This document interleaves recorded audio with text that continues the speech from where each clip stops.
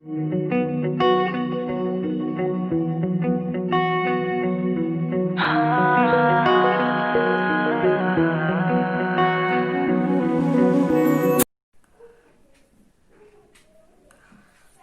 Example है बघा, maximise z equal to 4x plus 6y subject to 3x plus 2y less than equal to 12 and x plus y greater than equal to 4, x is greater than equal to 0, y is greater than equal to 0.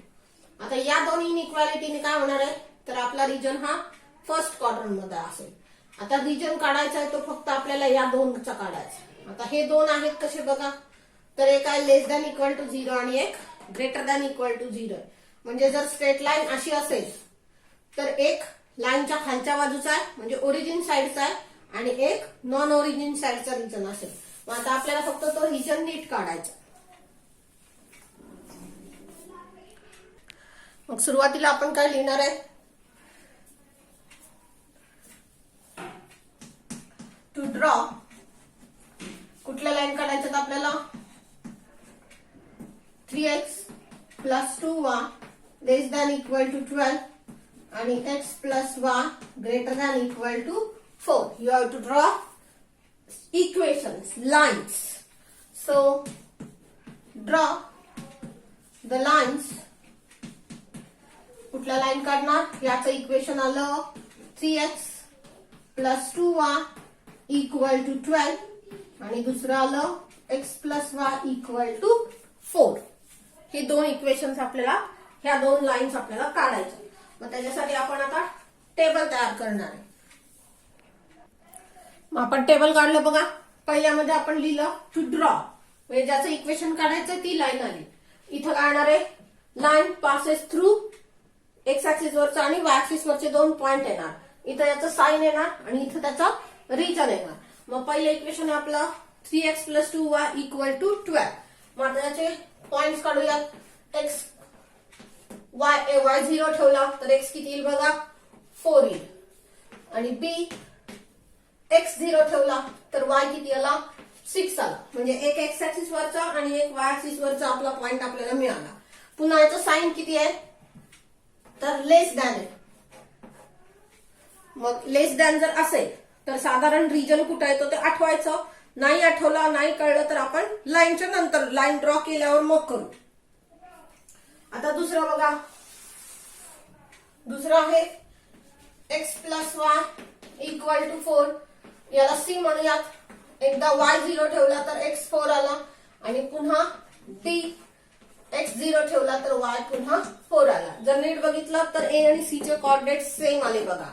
याचा region आहे तुमचा greater दॅनचा.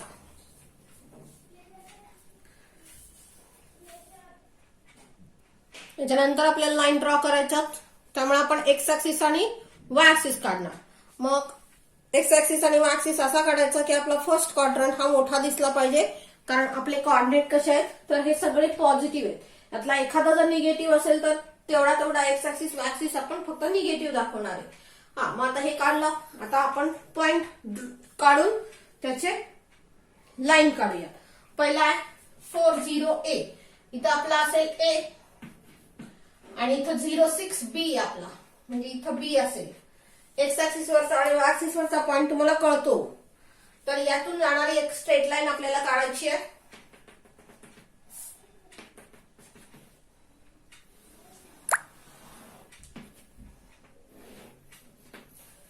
ही आपली line झाली 3x plus 2y equal to 12. दुसरा आहे आपला C40. C कुठं आला बघा, जिथं A आहे तिथंच हा C आला आणि D आहे 04. इथं आपला पॉइंट आहे T. मग या दोन पॉइंट मधून जाणारी पुन्हा लाईन काढायची आहे.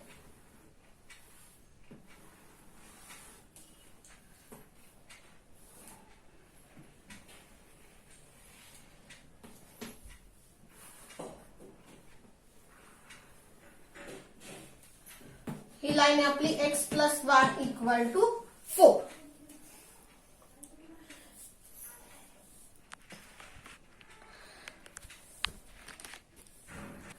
मग आता बघा आपल्या टेबलचा रिजन लिहायचा राहिला होता आपला का. मग याचं जे इन इक्वेशन आहे ह्याचं इक्वेशन आपण काढलं. हे आलं ते 3x plus 2y equal to 12. याचा लेस दॅनचं रिजन आहे. लेस दॅनचं रिजन म्हणजे काय असतं साधारण तर या स्ट्रेट लाईनच्या खालचा पार्ट बरोबर. किंवा हे जे 3x plus 2y less than equal to 12 होतं. याच्यामध्ये ओरिजिनची किंमत 0 ठेवली तर 0 इज लेस दॅन 12 म्हणजे हे ट्रू झालं. आणि ट्रू असेल तर ओरिजिन साइड असतं. मग या स्ट्रेट लाईनची ओरिजिन साइड हा रिजन झाला. म्हणजे इथं आलं तुमचं ओरिजिन साइड. जर तुम्हाला हे आधीच लिहायचं असेल तर हे असं सॉल्व्ह करा. दुसरं होतं x plus y greater than equal to 4. याच्यामध्ये एक्स ची किंमत आणि वाय ची किंमत जर 0 ठेवली तर 0 is greater than equal to 4 म्हणजे हे फॉल्स झालंय आता. आणि फॉल्स असेल तर नॉन ओरिजिन साइड रिजन असतो. सो नॉन ओरिजिन साइड याचा रिजन झाला.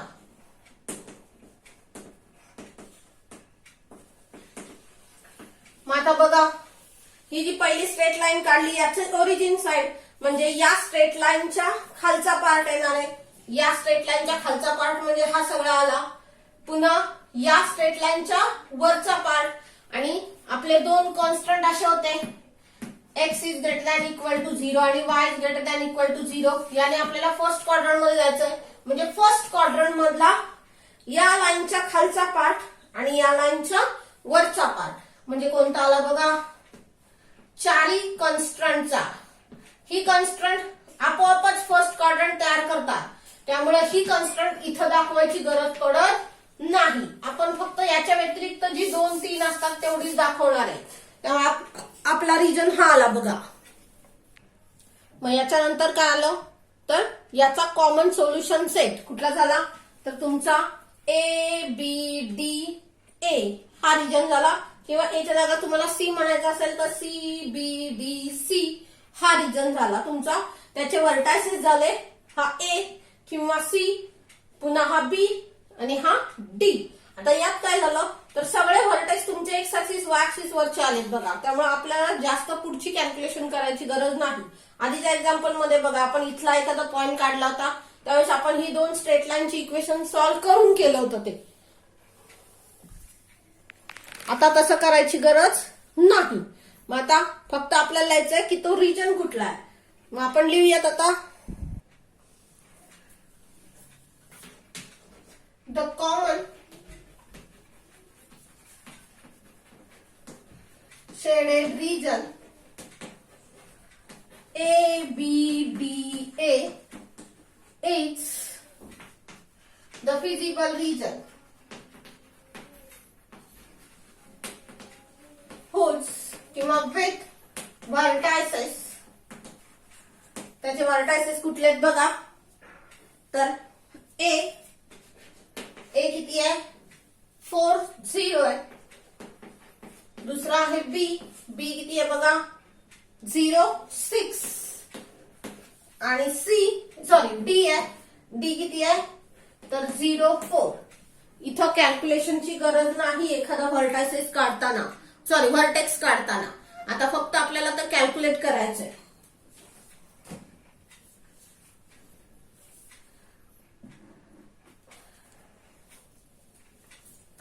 मग आता बघा आपल्याला टेबल काढायचंय. 2 कॉलमचं टेबल आपल्याला फाइंड करायचंय बरोबर आहे ना.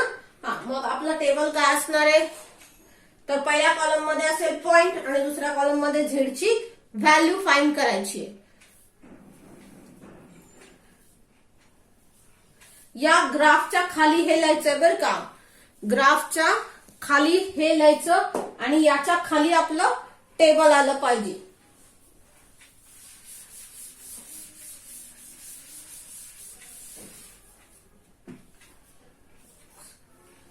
So XY vertex of S आणि Z ची व्हॅल्यू ऑफ Z किती होता बघा 4x plus 6y 4x plus 6y at x Y.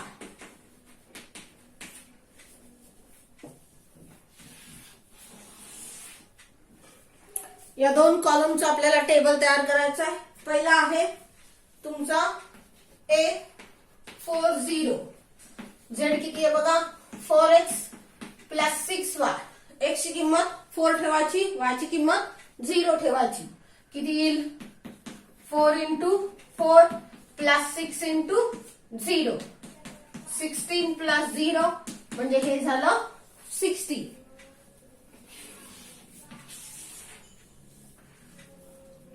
पुन्हा B06. Z equal to x ची किंमत 0 आहे, y ची किंमत 6 आहे. सो 4 इंटू 0 प्लस 6 इंटू 6, हे झालं 0, हे झालं 36 म्हणजे टोटल झालं 36.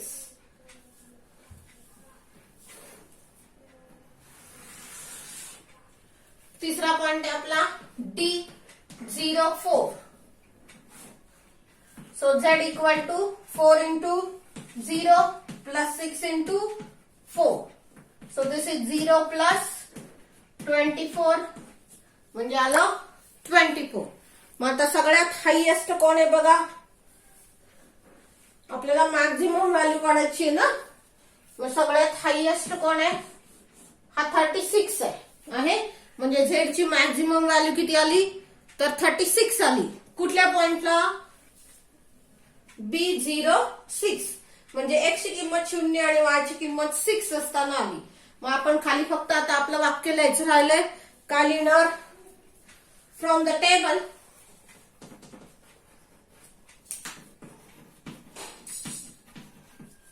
Maximum value of Z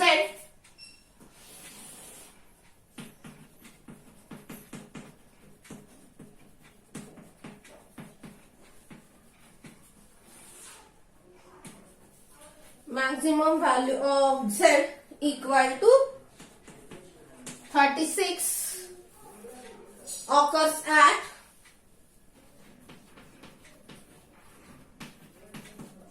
B06. That is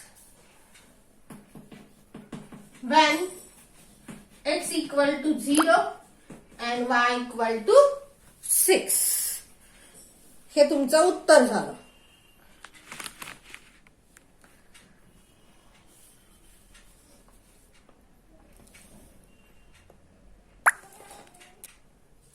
बघा पुढचं एक्झाम्पल आहे, minimise Z equal to 7x plus 1 subject to 5x plus y greater than equal to 5, x plus y greater than equal to 3, x is greater than equal to 0, y is greater than equal to 0.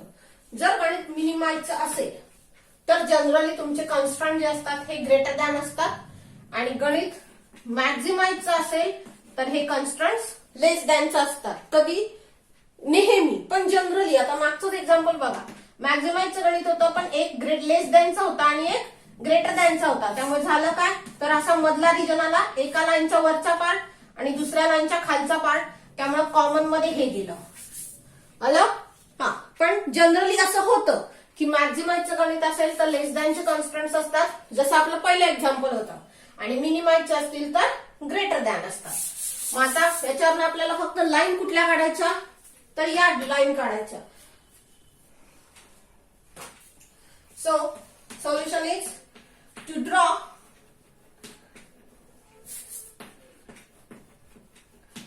Five x plus 1 greater than equal to 5 and x plus y greater than equal to 3. Draw the lines.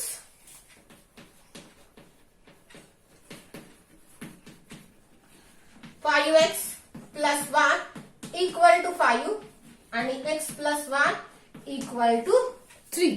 या lines आपल्याला काढायच्यात. मग याचं table तयार करायचं आहे आपल्याला. बघा आपण टेबल लिहिलं. पहिला कॉलम आहे टू ड्रॉ, दुसरा कॉलम आहे lines passes through x Y, आणि तिसरा आहे साइन, आणि मग आहे रिजन लाइज ऑन. मग आता पहिलं इक्वेशन आहे तुमचं 5x plus y equal to 5, आणि दुसरं आहे x plus y equal to 3. मग याचे इक्वेशन्स पॉइंट्स काढायचे. a म्हणूयात याच्यावरचा. y0 म्हटला तर x किती येईल 1 येईल. आणि b x0 म्हटला तर y किती येईल बघा 5. तर इथं c x0 म्हटलं y0 म्हटला तर x 3 येणार आहे. आणि d x0 म्हटला तर y 3 येणार आहे. बरोबर आहे ना. हा आता साइन तुमचं किती आहे दोघांचं पण ग्रेटर दॅन इक्वल टू आहे. आता त्याचा जो रिजन आहे तो रिजन तुम्ही शोधायचा आहे. याच्यामध्ये बघा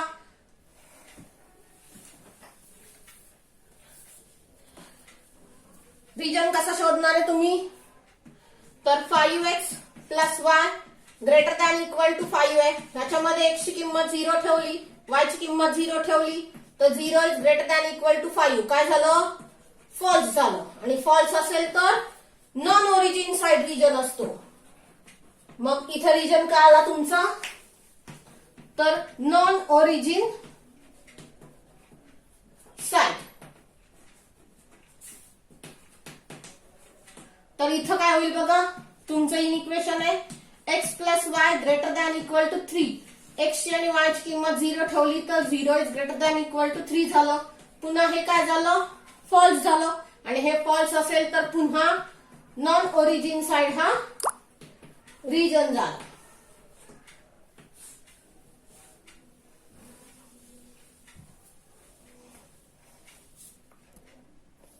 आता आपल्याला ग्राफ काढायचा आहे. या टेबलच्या खाली आपण ग्राफ काढणार आहे. आता फक्त काढताना आता आपण वरती काढूयात. तुमच्या वहीवर येताना त्या टेबलच्या खाली येणार आहे. बघा आपण एक्स ऍक्सिस वाय ऍक्सिस काढला. फर्स्ट क्वाड्रंट मोठा दिसेल असं काढलंय. पहिला पॉइंट आपला A10. तुम्हाला पॉइंट दिसतात. पहिला पॉइंट आहे तुमचा A10 आणि दुसरा आहे 05. ए आणि बी ची लाईन काढायची आहे. सो 10 आणि 05 आपल्याला काढायचे. मग कसे येतील बघा 10 म्हणजे इथं आला आपला ए आणि 05 म्हणजे इथं आला आपला बी. तर या ए आणि बी मधून जाणारी ही स्ट्रेट लाईन आपण काढली. स्ट्रेट लाईन आहे आपली 5x plus y equal to 5. आता दुसरी लाईन बघा कुठली आहे सी आणि डी. सी काय 30 आणि डी आहे 03. यातून जाणारी लाईन काढायची आहे. मग 30 कुठं आलं बघा इथं आला आपला सी आणि इथं आला डी. यातून जाणारी लाईन काढायची आहे.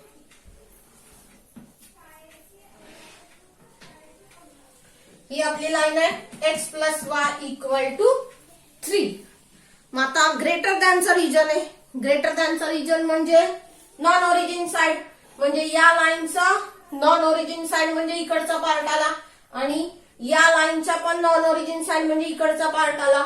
ओरिजिन साइडला आता खाली यायचं ना वरती जायचं म्हणजे हा आपला रिजन असेल बघा.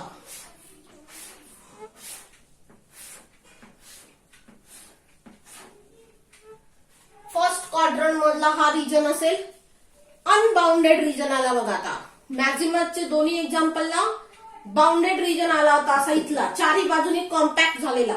तर याच्यामध्ये काय होतं अनबाउंडेड. ग्रेटर दॅनचा रिजन जर असेल तर तो अनबाउंडेड येतो जनरली. मग त्याचे व्हर्टायसेस काय झाले बी हा आपण म्हणूयात पी आणि हा सी. या 3 व्हर्टायसेसला आपण फक्त आता आपल्या झेड ची व्हॅल्यू कॅल्क्युलेट करायची आहे. मग आपण आता खाली काय लिहिणार तर common shaded region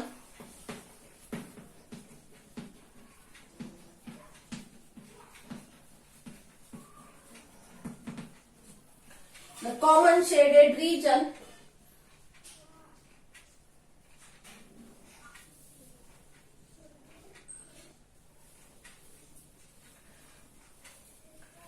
B P C is the feasible region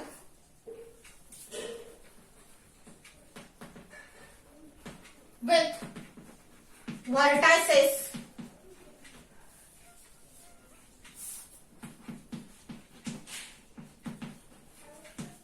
vertices बघा कुठले कुठले व्हर्टायसेस आले.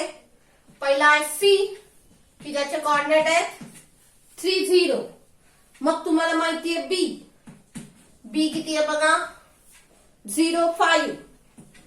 आणि तुम्हाला हा पी माहित नाही, पण पी कुठल्या दोन लाईनचा पॉइंट ऑफ इंटरसेक्शन आहे, तर या दोन लाईनचा पॉइंट ऑफ इंटरसेक्शन आहे.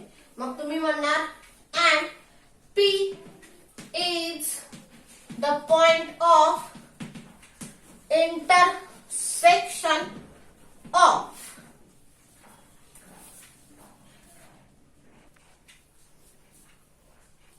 बघा कुठल्या दोन लाईनचा पॉइंट ऑफ इंटरसेक्शन आहे. 5x plus y equal to 5 आणि x plus y equal to 3. याला म्हणूयात 1, याला म्हणूयात 2. दोघांची वजाबाकी जर केली तर आपल्याला y कॅन्सल करता येईल. Subtracting 2 from 1. दुसरा इक्वेशन जर वजा केलं तर काय आलं बघा, हे मायनस झालं, हे मायनस झालं, हे मायनस झालं. म्हणजे इथं आलं 4x इक्वल टू 2. म्हणजे x किती झाला हाफ झाला. आता ही किंमत y मध्ये घेऊयात, याच्यात ठेवूयात म्हणजे y मिळेल. So put x equal to half in 2. किती होईल बघा,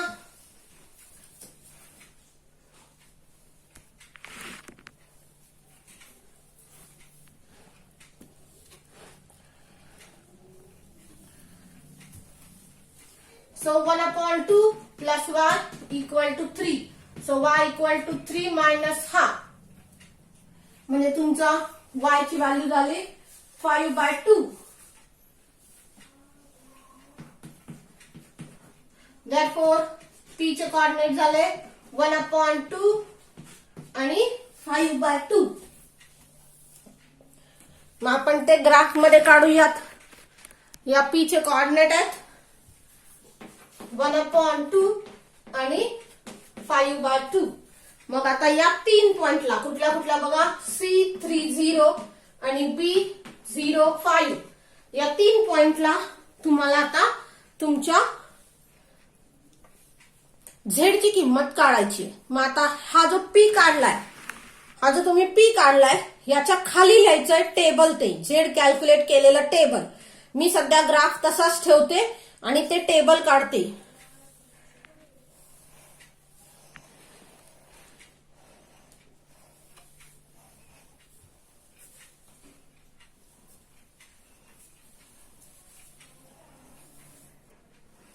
बघा 2 कॉलमचा टेबल आपण काढलं. पहिला आहे XY व्हर्टेक्स ऑफ S आणि value of Z at 7, sorry value of Z 7x plus y at XY. मग आपला पहिला पॉइंट होता बघा C30. बरोबर आहे ना, पहिला पॉइंट होता C30. So Z is 7x plus y. x ची किंमत 3 आहे, y ची किंमत 0 आहे. म्हणजे इथं झालं 7 into 3 प्लस 0 म्हणजे हे झालं 21 प्लस 0 म्हणजे झालं 21.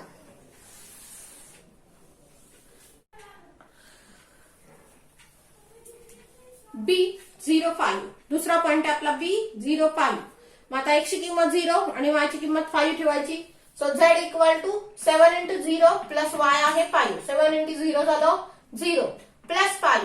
टोटल ऍडिशन झाली 5. पुन्हा तिसरा पॉइंट आहे आपला P 1/2 5/2. म्हणजे x ची किंमत आहे आपली 1/2 ती इथं ठेवली आणि y आहे 5/2. मग 7 into 1/2 झाला 7/2 प्लस 5/2. हे 7 आणि 5 झाले 12. 12/2 म्हणजे हे झालं 6. मग आता बघा आपल्याला कोणाची किंमत काढायची होती, तर मिनिमम व्हॅल्यू काढायची होती. मग मिनिमम व्हॅल्यू कुठे आहे, या 21 5 आणि 6 मध्ये मिनिमम म्हणजे कमीत कमी कोण आहे तर 5 आहे. कुठल्या पॉइंटला B05 ला. आपल्याला आता मिनिमम काढायचंय. आधीच्या 2 एक्झाम्पल मध्ये आपण मॅक्झिमम शोधलं होतं, आता मिनिमम शोधायचं आहे. त्यामुळे आपण लिहिलं from the table minimum value of Z equal to 5. झेडची व्हॅल्यू मिनिमम किती आहे? 5. कुठल्या पॉइंटला? ऍट B05 ला. आणि कुठं म्हणजेच काय झालं तर x ची किंमत 0 असताना आणि y ची किंमत 5 असताना तुमचं ती सगळ्यात कमी किंमत झालेली आहे. गणित मिनिममचं आहे की मॅक्झिममचं आहे त्याच्यावर ही किंमत शोधायची. मॅक्झिममचं असेल तर यातली मोठी किंमत शोधायची, मिनिमम असेल तर यातली छोटी किंमत शोधायची असते आपल्याला. बघा पुढचं एक्झाम्पल आहे. Minimise z equal to 8x plus 10y subject to 2x plus y greater than equal to 7, 2x plus 3y greater than equal to 15, y is greater than equal to 2, x is greater than equal to 2 आणि y is greater than equal to 2.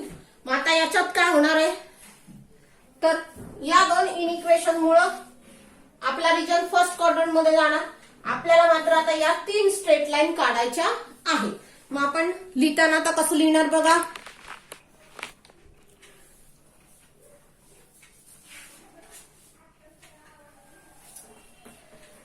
So to draw 2x plus y greater than equal to 7, 2x plus 3y greater than equal to 15 and y is greater than equal to 2. We draw the lines.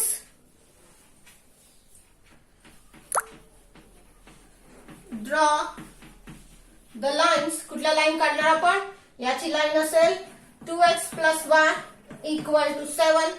दुसरी झाली 2x plus 3y equal to 15 आणि तिसरी झाली y equal to 2. या आपल्याला 3 lines काढायच्या आणि याचं टेबल काढायचं आता. बघा आपण टेबल कंप्लीट केलं. टू ड्रॉ पहिलं इक्वेशन आहे 2x plus y equal to 7, दुसरा आहे 2x plus 3y equal to 50 आणि तिसरा आहे y equal to 2. मग आता याचे पॉइंट्स लिहायचे आपल्याला. Line passes through. कुठला पॉइंट असेल बघा A. y 0 ठेवला तर x किती आला 7/2. बरोबर आहे ना. 7/2 म्हणजे किती आला 3.5. म्हणजे इथं आलं 3.5 आणि 0. तर B ला आता x 0 ठेवूया. x 0 ठेवला तर y आला 7. इकडं C y 0 ठेवला तर x किती येईल बघा 15/2 आला. 15/2 म्हणजे 7.5 आला. आणि D किती येईल x 0 ठेवला तर 5 येईल. याचे पॉइंट काढायची गरज नाही. आता याची साइन्स किती असतील बघा बरं. याची साइन असेल वरती बघा तुमच्या एक्झाम्पल मध्ये हे सगळं ग्रेटर दॅन आहे ना. आता रिजन बघा तुमचा रिजन किती असेल बघा. ओरिजिन साइड असेल की नॉन ओरिजिन साइड असेल चेक करा. पहिला इक्वेशन होतं 2x plus y greater than equal to 7. x ची किंमत सगळी 0 ठेवली म्हणजे हे 0 झालं. ग्रेटर दॅन 7 म्हणजे हा नॉन ओरिजिन साइड झाला कारण हे फॉल्स झालंय. हे फॉल्स असेल तर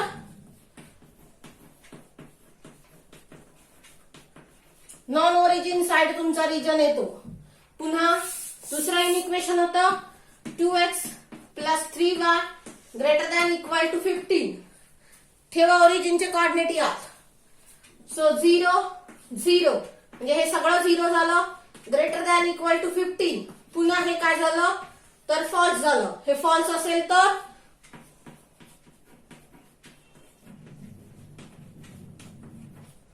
नॉन ओरिजिन साइड रिजन आला.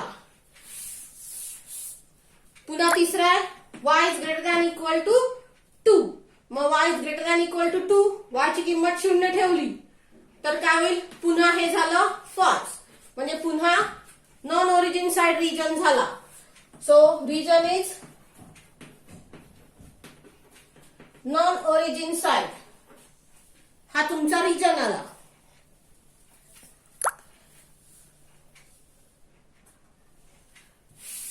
आता आपल्याला ग्राफ काढायचा आहे. मग आता आपण ग्राफ काढू. त्याच्यासाठी एक्स ऍक्सिस वाय ऍक्सिस काढूया. बघा आपण एक्स ऍक्सिस वाय ऍक्सिस काढला. आता आपल्याला पहिला पॉइंट काढायचा आहे. पहिला पॉइंट कुठला आहे बघा. ए 3.5 आणि 0 हा एक्स ऍक्सिस वरचा पॉइंट आहे. तर दुसरा बी आहे 0.7 हा वाय ऍक्सिस वरचा पॉइंट आहे. म्हणजे आपला पॉइंट कुठे आला बघा. तर हा 3.5 म्हणजे 3 आणि 4च्या दरम्यान असेल मध्ये.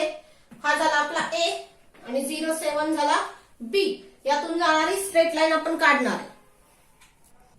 बघा या दोन पॉइंट मधून जाणारी लाईन आपण काढली. आता दुसरा पॉइंट आहे 7.50 आणि 0.5. आता 7.5 कुठं असेल तर पुन्हा एक्स ऍक्सिस वर असेल. 7 आणि 8च्या मध्ये असेल तो. म्हणजे इथं आला 7.5 सी आणि डी आहे 0.5 म्हणजे इथं आला तुमचा डी. या दोन पॉइंट मधून जाणारी लाईन काढायची आहे. या दोन पॉइंट मधून जाणारी लाईन आपण काढली. आता तिसरी लाईन आपली y इक्वल टू 2. मग y इक्वल टू 2 म्हणजे कशी असेल. एक्स ऍक्सिसला पॅरलल असेल. ही आपली लाईन झाली y इक्वल टू 2. ही आपली दुसरी लाईन झाली 2x plus 3y equal to 15 आणि ही पहिली लाईन आहे 2x plus y equal to 7. या आपल्या सगळ्या लाईन्स झाल्या. याच्या पुढे आता टेबल मध्ये बघितलं असेल तुम्ही तिन्ही स्ट्रेट लाईनचा नॉन ओरिजिन साइडचा रिजन आहे. तिन्ही ओरिजिन फर्स्ट क्वाड्रंट मधला या y इक्वल टू 2 चा नॉन ओरिजिन साइड म्हणजे या स्ट्रेट लाईनच्या वरचा पार्ट. पुन्हा ही जी लाईन आहे आपली याचा नॉन ओरिजिन साइड म्हणजे याचा वरचा पार्ट. आणि ही जी स्ट्रेट लाईन आहे याचा नॉन ओरिजिन साइड म्हणजे वरचा पार्ट. मग कॉमन मध्ये कोण आलं बघा. याच्या वरती आणि परत फर्स्ट क्वाड्रंट मधलं म्हणजे याच्या वरती आणि पुन्हा याच्या वरती सगळा पार्ट कुठला आला तर हा तुमचा रिजन आला बघा.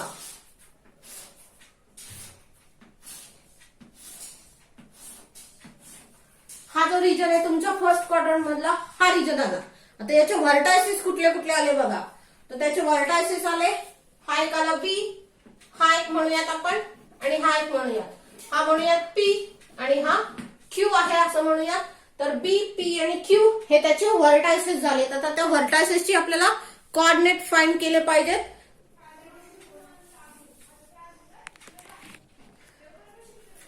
म्हणजे खालचं स्टेटमेंट आपलं काय झालं बघा. मग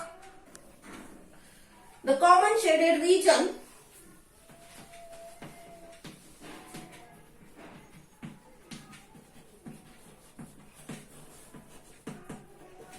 कुठला रिजन आहे तुमचा B P Q. B P Q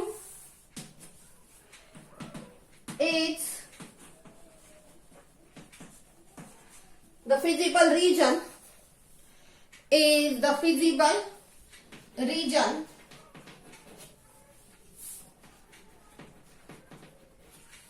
with vertices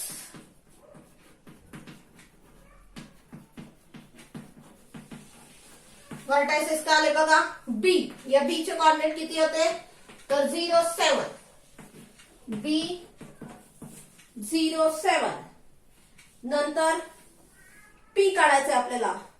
आता पी किती असेल बघा. पी कुठल्या दोन स्ट्रेट लाईनचा पॉइंट ऑफ इंटरसेक्शन आहे बघा. म्हणजे तुम्ही खाली म्हणणार पी कुठल्या दोन पॉइंटचं इक्वेशन आहे बघा. एक आहे 2x plus y equal to 7 आणि दुसरं किती होतं बघा तुमचं तर 2x plus 3y equal to 15. या दोन लाईनचा पॉइंट ऑफ इंटरसेक्शन आहे.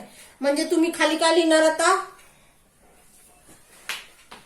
P is point of intersection of कुणाचा आहे तर 2x plus 3y equal to 15. याला म्हणूयात 1 आणि 2x प्लस 1 इक्वल टू 7 याला म्हणूयात 2. मग या दोघांची वजाबाकी केली तर आपल्याला y मिळेल. सो सबट्रॅक्टिंग 2 फ्रॉम 1 काय मिळेल 2y इक्वल टू 8 म्हणजे y इक्वल टू झाला 4.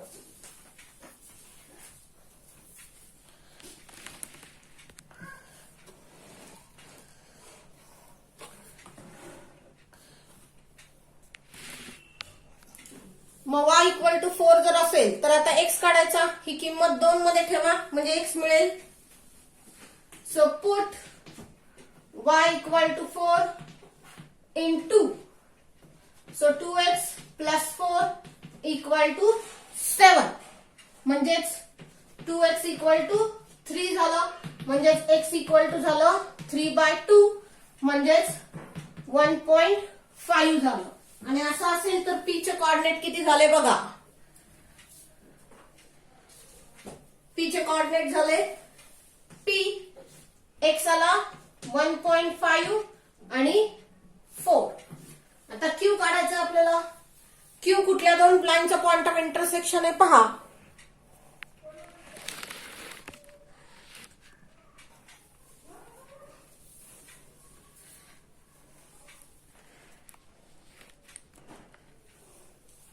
मी इथं लिहिते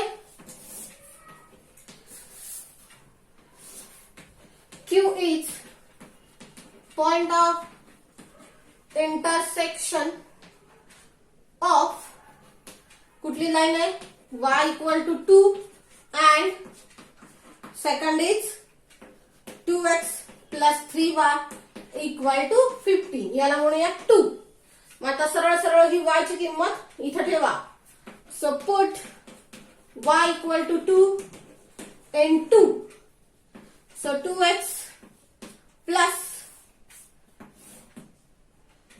3 into 2 equal to 15. So 2x equal to किती झाले 15 minus 6 म्हणजे 2x equal to होतील 9 म्हणजे x equal to झालं 9/2 म्हणजे 4.5. मग आता x ची किंमत 4.5 झाली. याच्यावरनं y काढायचा. मग ही y तर आहेच आहे y काढायची गरजच नाहीये. y2 आहे म्हणजे q चे कोऑर्डिनेट काय झाले तर 4.5 आणि 2 झाले. मग आता बघा q आहे 4.5 आणि 2 तर p किती आला 1.5 आणि 4. मग आता या तिन्ही पॉइंटला झेड काढायचं आहे आपल्याला. बघा आपल्याला झेड ची व्हॅल्यू काढायची. आपण 2 कॉलम केले. पहिला कॉलम आहे XY व्हर्टेक्स ऑफ S आणि पुढचा कॉलम आहे आपला value of Z 8x plus 10y at XY. मग आता याच्यामध्ये पहिला पॉइंट आहे B07. झेड किती आहे बघा 8x plus 10y. याच्यामध्ये x ची किंमत 0 ठेवायची y ची किंमत 7 ठेवायची. सो 8 into 0 plus 10 into 7 म्हणजे 0 plus 70 म्हणजे हे झालं 70. म्हणजे पहिला पॉइंटचे झेड ची व्हॅल्यू आली तुमची 70. आता दुसरा बघा. दुसरा आहे P 1.5 आणि 4. So Z equal to 8 into 1.5 plus 10 into 4. मग आता 8 into 1.5 म्हणजे हे 15-28 असे झाले म्हणजे इथं आलं 12 प्लस हे 40 झालं म्हणजे टोटल किती झालं हे तर 52 झालं. म्हणजे P या पॉइंटला Z ची किंमत आली 52. तर दुसरा Q आहे 4.5 आणि 2. So Z is 8 into 4.5 plus 10 into 2. आता हे किती होईल बघा. 8 ने मल्टिप्लाय केलं 8 पंचे 40 0 48 4 8 चौक 32 आणि 4 36 म्हणजे इथं आलं 36 आणि हे 20 म्हणजे हे किती झालं 56. म्हणजे 3 झेडच्या व्हॅल्यू आल्या तुमच्या 70 52 आणि 56. यातली मिनिमम व्हॅल्यू कुठली आहे तुमची? तर 52 आहे. मग आपल्याला हेच तर लिहायचं आहे की मिनिमम व्हॅल्यू किती आली? तर 52 आली. कुठल्या पॉइंटला आली? तर P 1.5 आणि 4 ला आली. मग आपण काय लिहिणार आहे शेवटचं statement? From the table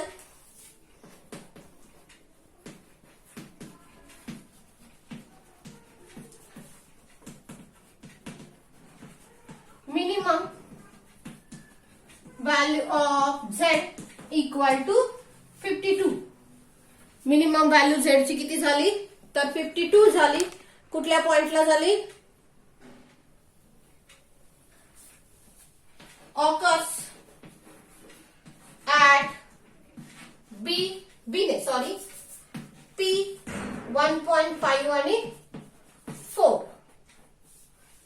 That is when x equal to 1.5 and y equal to 4. तर इथं तुमचं मिनिममचं पण 2 एक्झाम्पल तुमची संपली.